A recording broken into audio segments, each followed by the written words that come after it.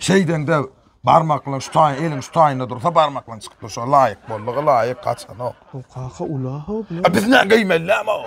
Biz de fenyal kakbara. Üyüsüp ağalamız, ciglenmedi olup bilecege yeriyorduk. Ya benim giymelli hem şun pul veren kon. Ekoyadın giyecek bol. Öp var yan mı? Bak olacak ne alayla. Neden bunu? Ay kımmat değil o kimin kıymat. Maşinin dört teker düşer o kimin kıymetli. Biz de fenyal kakao. Bir fenya ol. Dol birla giyini biliyorduk o pulu. Ona gelme.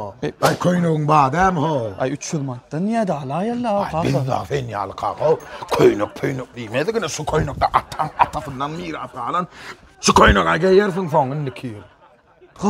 Yengsiz ne emeği vuruyorsun? Ay alayla 900 manattan kımmat değil orijinallar da. Biz de fenyal kakamızın yanına kurulaya bilmedik. Yine şunu giyeriyorsun da ne Allah ne eme servetsin. Şunla ne eme servetsin. Hay tapavdun var kızman onu alıp vereyim. Biz de fenyal kakao şun tapan tupanını giyeriz. Oğudun sportifkalara var bir alıp vereyim. Biz de fenyal kakao şu kızıl pızıl giymen namus ederdik kızlar giyiyordu. Bunlar yönü yaşıl kızıl görse son kullar ay derek ya bunlar da. Ay ne yalan açayım vermeyin. Yalan aç kere o.